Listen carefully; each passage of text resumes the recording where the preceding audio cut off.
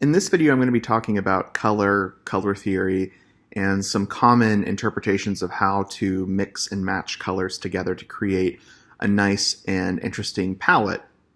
I figured that it would be best to do this actually in Illustrator rather than using PowerPoint or something like that, so that I can show you how I personally work with color and how a lot of other artists do as well. So I'm going to go through a couple different layers on the side panel over here. If you're not familiar with Illustrator, that's fine. You will be soon in another course. But over here, I'm going to turn off this layer and turn on our layer 1. You probably already know a lot of this information, but basically, there's three terms I'm going to be using over and over and over again: hue, saturation, and value. Hue is simply the color that you're selecting. So in this case, the hue is red, blue, green, yellow. Saturation is the intensity of that color, so some people also call it the vibrancy. So is it a really intense red, or is it a really like pale or gray red? You can see here I've decreased the saturation on all of those colors. And then lastly, the value, which is the brightness of a color. So we have a darker red, a lighter blue, a darker green, and a darker yellow. Now, all of these are translated within Illustrator and other pieces of software, of course, like Photoshop and other things that you'll be using throughout your time as a designer. They're all translated to number values within the program. So in this case, I have the color picker window, and I have this big window where I'm selecting a color, and here's a bunch of different colors on this little rainbow panel. And we have this H, S, B, and then there's RGB, CMYK, and this number down here. We're not going to worry about these values today. We're just going to be talking about HSB. H stands for the hue, S is the saturation, and B is the value, but in this case, brightness. It's the same thing. So this is saying this color that we have selected here has a hue of 360. Now, hue in these pieces of software is measured in degrees. So it's like a circle. 360 degrees is one side, 0 degrees is the same side, but going counterclockwise, etc. As we move around that wheel, this circle, we're going to be selecting a different hue, a different color. S is the saturation, so this is a 100% saturated red. B is the brightness, this is a 100% brightness red. I'm going to open up my color picker real quick. And I'm going to just make sure I'm on the H mode.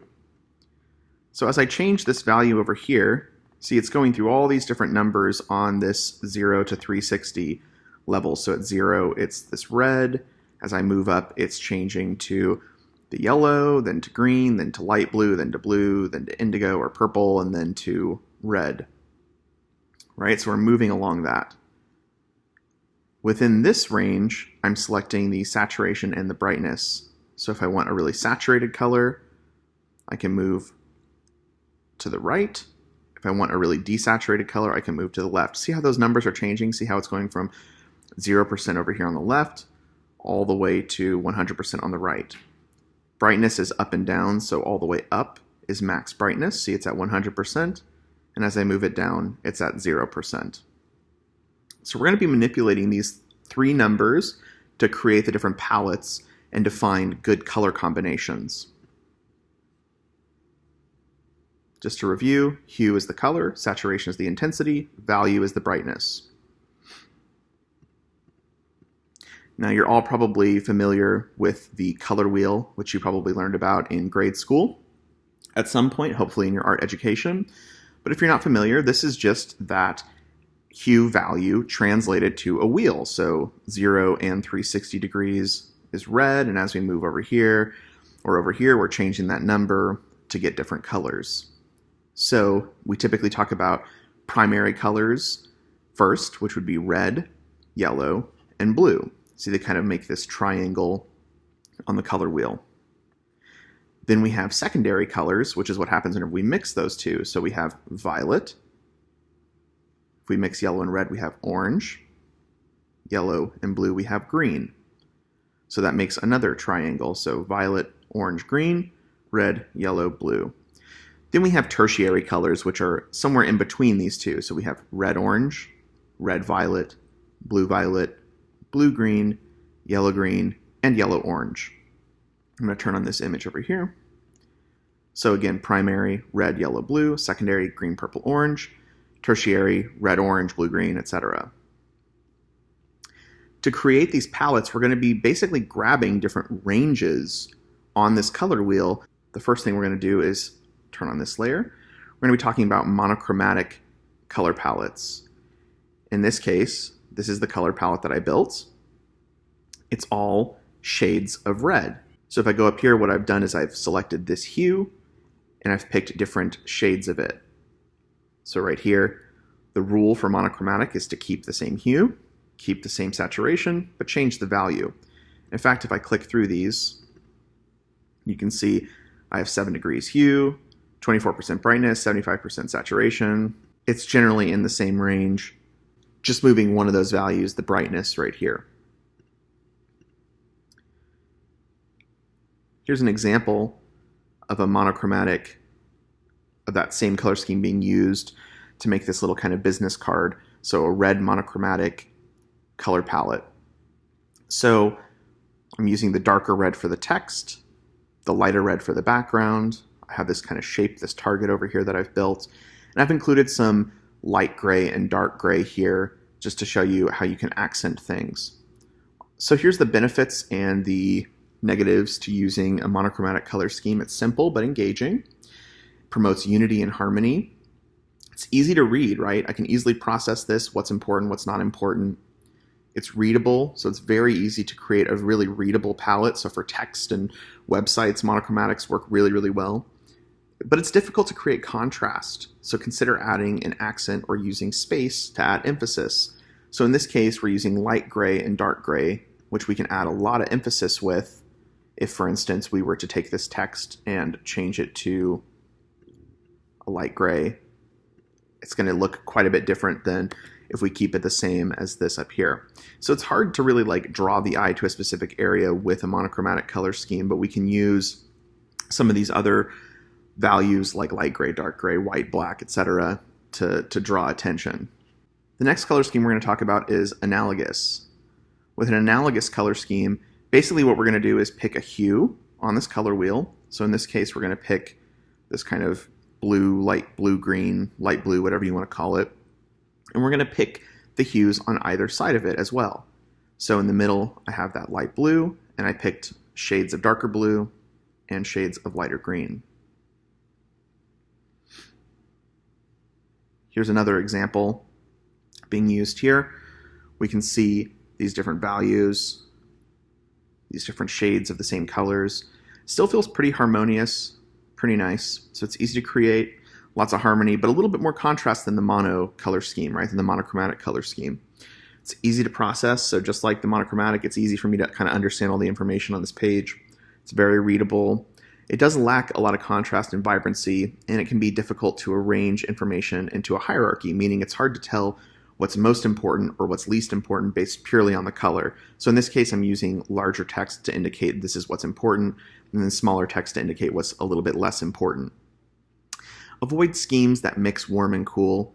So what I mean by that is avoiding maybe selecting yellow and doing like yellow-green and yellow-orange, or yellow-green and doing yellow, yellow-green, and green. This can be a little bit rough to have a sort of stark, bright, warm color with your cool colors. This is also one that's very easy to build, very simple. You can select a color. So let's say I started with this color, and all I really did was I left these values the same, and I just changed my hue. So I just kind of pump it up maybe, 25 degrees or so, and hit OK, and that was my color right here. And then I pumped that up a little bit, maybe another 25 degrees, and I have that color there. And it ends up working pretty nicely and flowing together. The next one we're going to talk about is complementary color schemes. Complementary color schemes are probably what you learned in grade school. Every color on the color wheel has a complement, which is the color that's directly across from it. So in this case, we have red, and the complement is green, blue, the complement's orange, etc. Oftentimes, people will talk about, well, red and green go really well together, blue and orange go really well together, yellow and purple will go really well together. The problem with this is that you can end up with this kind of holiday effect, right? We can get this sort of red-green holiday look, and it can be maybe a little too stark in contrast. So In this case, we're going with red and green, but we're adding a little bit of variety to it, just different shades. So just like how I did with the mono, where I took a hue and just changed its brightness, I did the same thing here. So I took a hue and I just changed its brightness subtly. So I have 3 different greens and I have 2 different reds. And here they are in action. Complementary color schemes work really well to create good contrast and a lot of vibrancy, right? There's a lot more that pops out in this. My eye's immediately drawn to this bright circle right here. Draws attention well, it's readable, but like I said, it's really easy to create a holiday effect, so it's too strong of a contrast. Notice I'm going for like paler colors here. I'm not going like all the way green and all the way red. That can just be a little bit too intense. It's good. A good rule of thumb is to start with a cool color as your base and then use warm colors to accent. So in the case of like a blue-orange complementary color scheme, I might use my blue for the majority of it and then just use orange to accent things. So orange for the title or orange for a particularly important element on my page. The next one we're going to talk about is a split color scheme, which is very similar to a complementary color scheme where I might take red and then its complement is green, but instead of going with red and green, I would take the red and go with the 2 that are on the side of the complement. So it'd be red, yellow-green, and blue-green. So in this case, I'm doing a red-orange split complementary. So I'm taking this red-orange, and instead of going directly across to blue-green, I'm going to green and blue. So red, orange, green, and blue. So you can see I have my stark red-orange, and then these shades of blue, and these shades of green. So you're going to pick a hue on the color wheel, find the opposite hue, and then select adjacent hues. So here is an example of a red-orange split complement in action. Great contrast, right? Really strong contrast, good vibrancy, very strong attention.